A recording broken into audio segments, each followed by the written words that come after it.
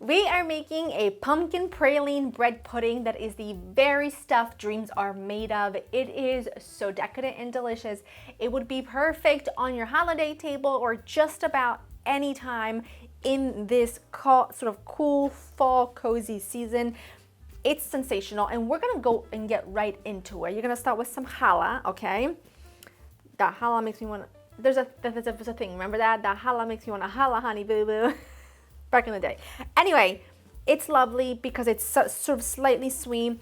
It's eggy. You can also use a brioche, or honestly, you could even use something like a Texas toast. You just wouldn't want to use anything too thin because it's not going to have any structure, but you do want bread with some kind of richness. I happen to love a challah, so I'm just going to cut that into thick slices, and I also have a 13x9 pan ready and waiting, nice and buttered. So I'm actually gonna cut some of these in smaller pieces so I can fit it in there. All right, the challah's in. I'm gonna make my custard. I'm gonna do it in just this big old measuring cup.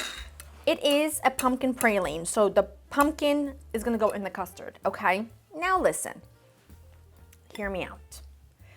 I know that some people are like, pumpkin overrated. I don't love pumpkin in everything. You know that. I know that. But I think that there are certain places where it just works. And in this, it just works. It brings that seasonal flavor to it, but it's not overpowering. I've got pumpkin sugar, eggs, a mixture of cream and milk. We're going to add some pumpkin pie spice and then a good splash of vanilla. It's not this kind of thing that's like so overpowering that it tastes like potpourri, okay? That's when pumpkin and anything pumpkin pie spice or pumpkin spice or whatever just goes awry for me. If it tastes like potpourri, I just can't do it. I just can't do it. But there is something about this custard over that bread, and then we drown it in some delicious like praline butter vanilla sauce.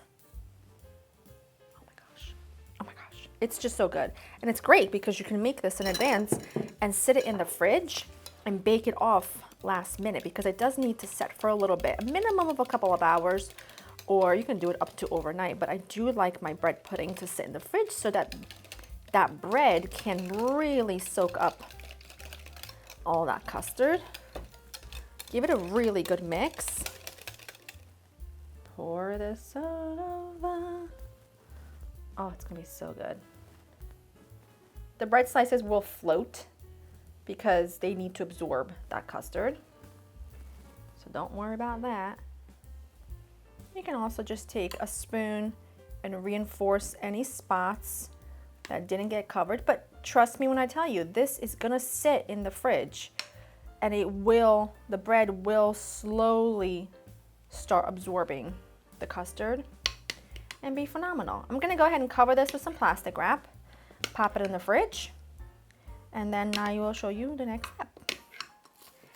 I ended up letting this sit in the fridge a little less than 24 hours, and look at what happens. And the reason why I like to do that is really because remember how yesterday when we made this, the custard was sort of pooling all over the place, and what I say let it sit for a while in the fridge because the bread will absorb all of that custard, and look at that. It's really spongy, it's perfectly absorbed. Now it's ready to bake. It's gonna go in a 350 oven for about an hour until it's really puffed. The center will be slightly jiggly, but it'll be perfect. When it's close to coming out, we will make a praline like butter sauce.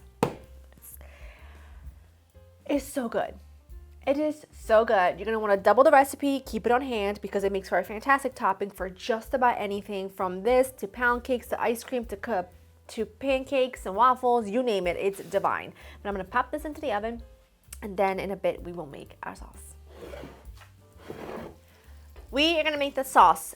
I have a half a cup or stick of butter in my saucepan. Something tells me I should be using a bigger saucepan, but I love living on the edge. Love it.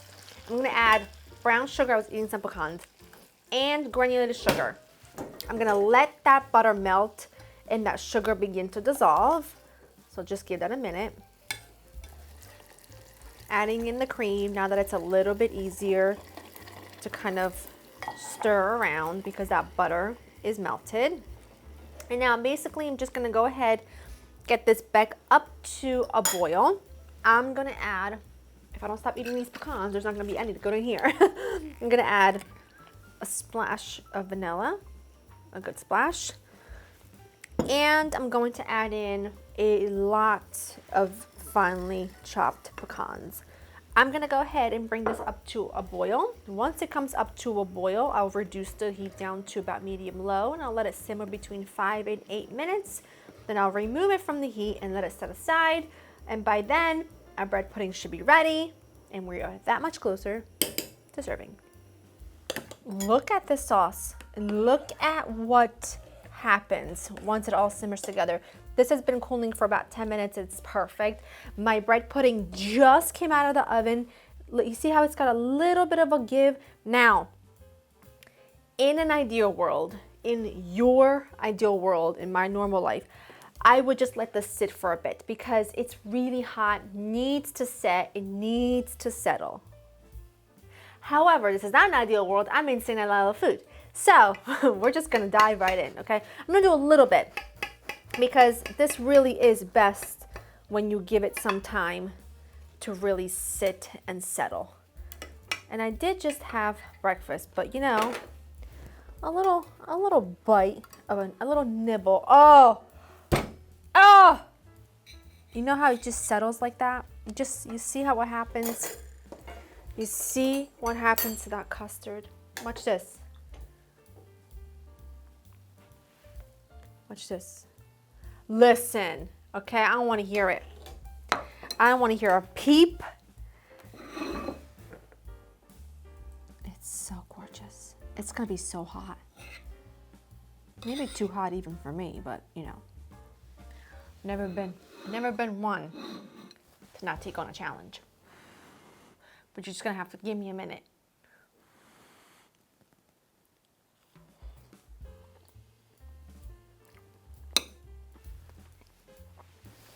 It's so hot still. Oh my goodness gracious. This is gonna sound really weird, but the bread pudding is so light. It's so light. That sauce, it's a must make for just about anything, but it goes so well with that. Sensational. Definitely a treat. Definitely worth making. Go to laurainthekitchen.com for the written recipe. I hope you enjoyed spending time with me. Please make this. I will see you in the next one. Bye bye. Oh.